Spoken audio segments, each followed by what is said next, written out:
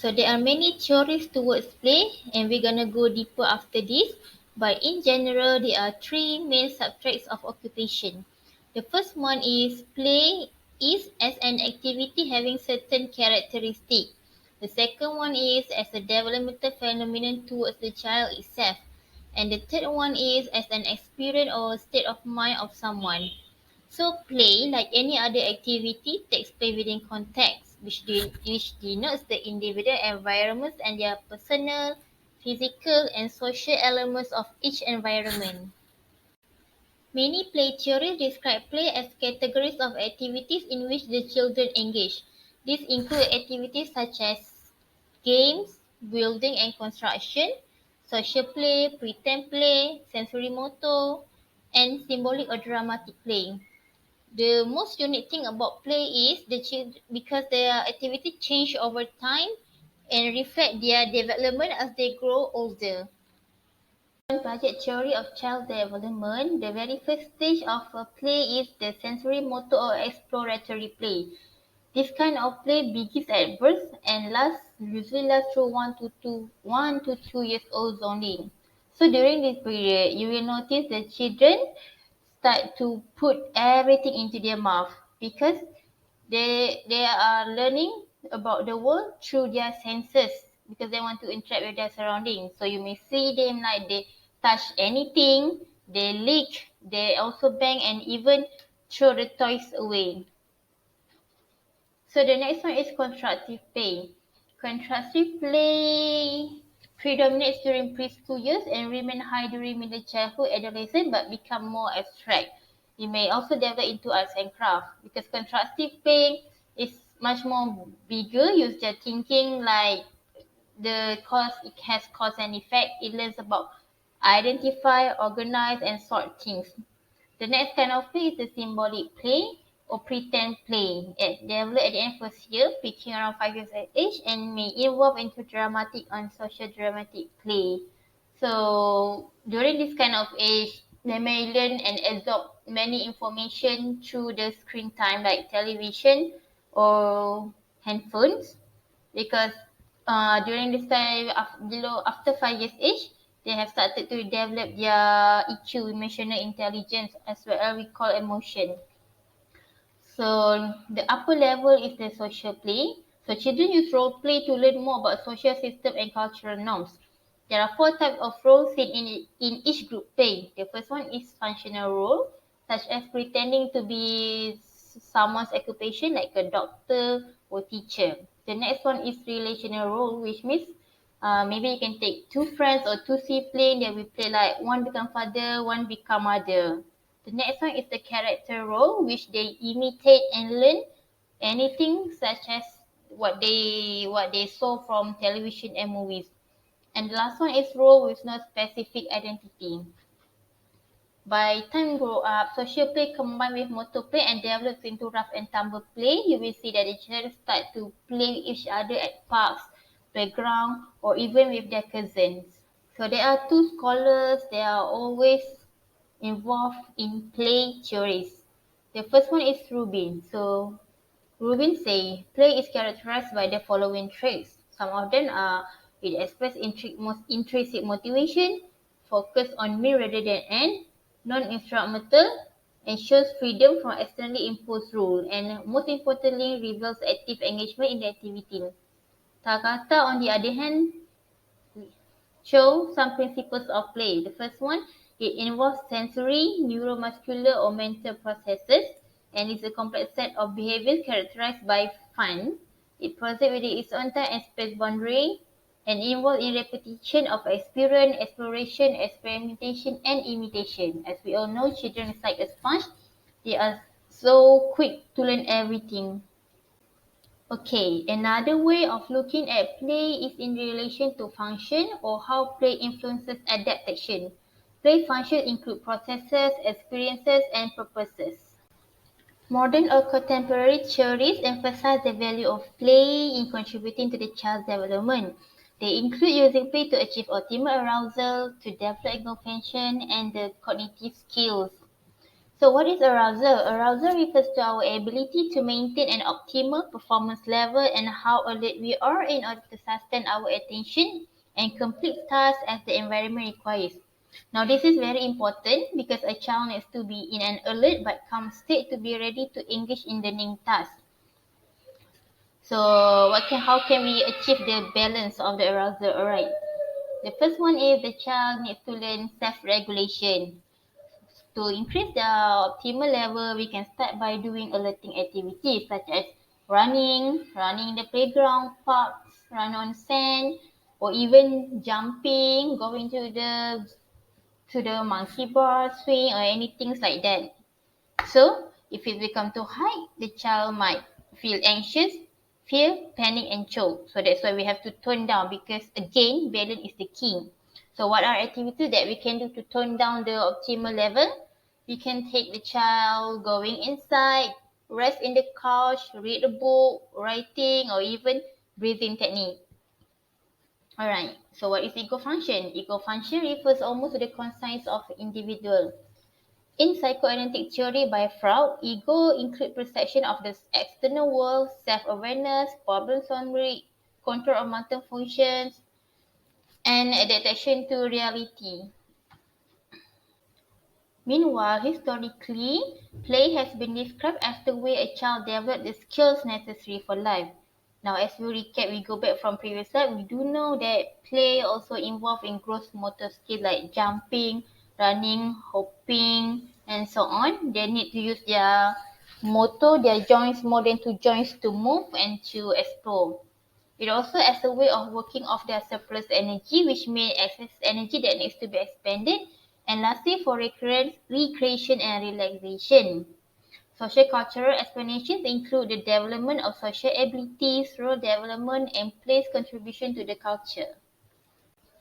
Play meaning refers to the quality of the experience or to a person's state of mind. The attitude a person assumes during play is usually termed as playfulness.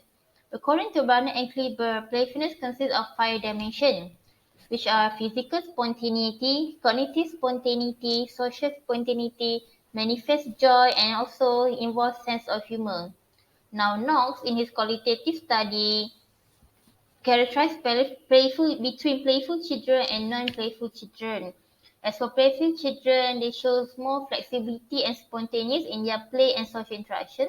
They are also very curious, imaginative, creative, and filled with joy. Also has the ability to take charge of situations such as role play, an ability to will on and change the flow of play and total absorption of the play and environment itself. Now, for non-playful children, we can see that they have difficulty with transition or changes. They may even rigid, which means they don't know to play in different rules or different ways like other children are playing.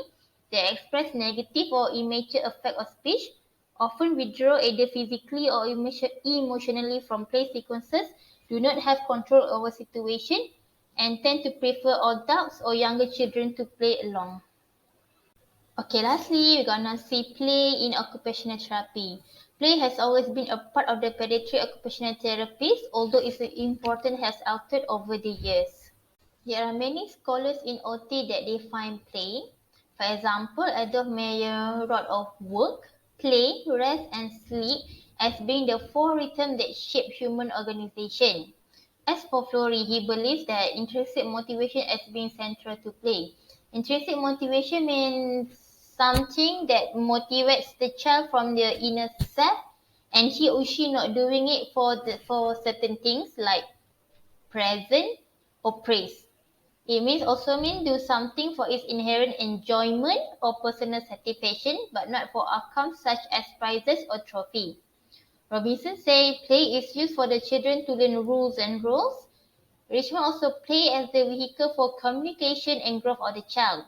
Alessandrini referred to play as a serious undertaking, not to be confused with devotion or either use of time, which means play is not something silly activity, but a very purposeful one that will be result of mental and emotional experiences of the child itself.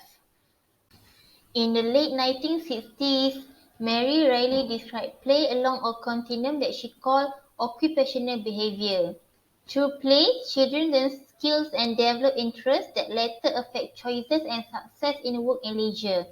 Play is the arena for the development of sensory integration, physical capabilities, cognitive and language skills, and interpersonal relationships.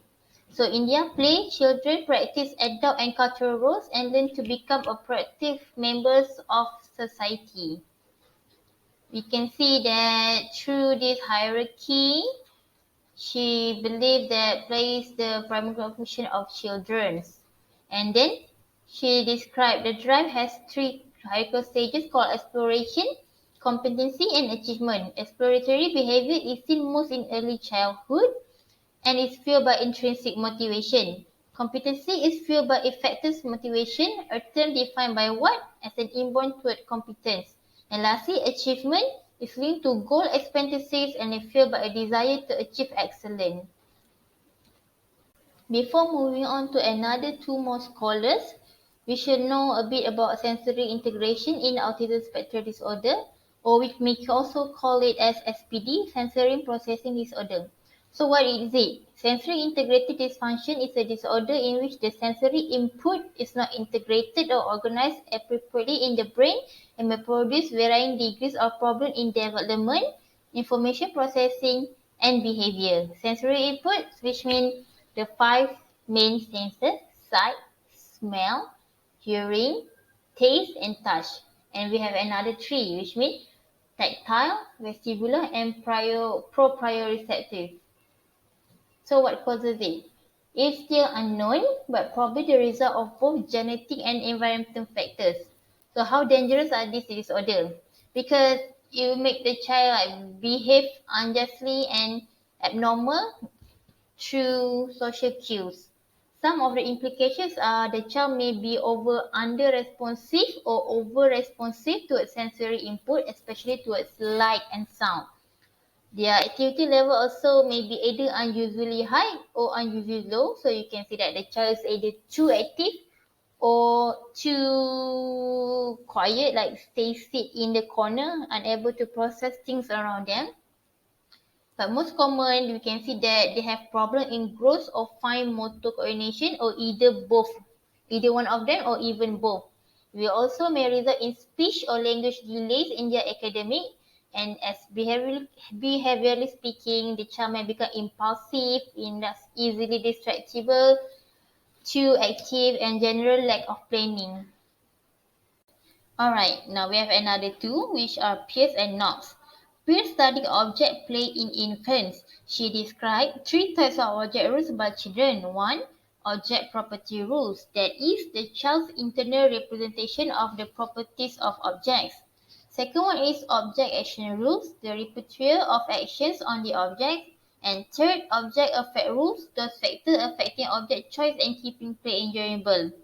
Next, Knox expanded the concept of playfulness to the study of play styles towards preschool children. Four dimensions of play style were identified using grounded theory method, which are preferences, attitudes, approach, and social reciprocity. Within this dimension, elements of style were determined. Preferences include setting, toys, types of play, roles, and playmate. Attitudes included mood, consistency, and humor. Approach included direction, focus, and spontaneity. And lastly, social reciprocity included social orientation, responsivity, and flexibility. The children were described in terms of their unique play style, and the elements of style were analyzed across the children. Knox also found that play style differed among all the children, and the way they approached play episode were dependent on their play style. Alright, let's recap the power of play. First one is play is pleasurable, which means children must enjoy the activity or it is not considered as play. Second one, play is intrinsically motivated, which means children engage in play simply for their satisfaction the behavior is serving. No intrinsic motivated involved, like function or goal. Next one, play is process oriented, which means when the children play, the means are more important than the ends. Play also is freely chosen, which means it is spontaneous and voluntary. If a child is pressured, he or she will likely not to think the activity as play. Next one, play is actively engaged. Players must be physically and or mentally involved in the activity. And lastly, play is non-literal, which means it involved in make-believe, hashtag creativity.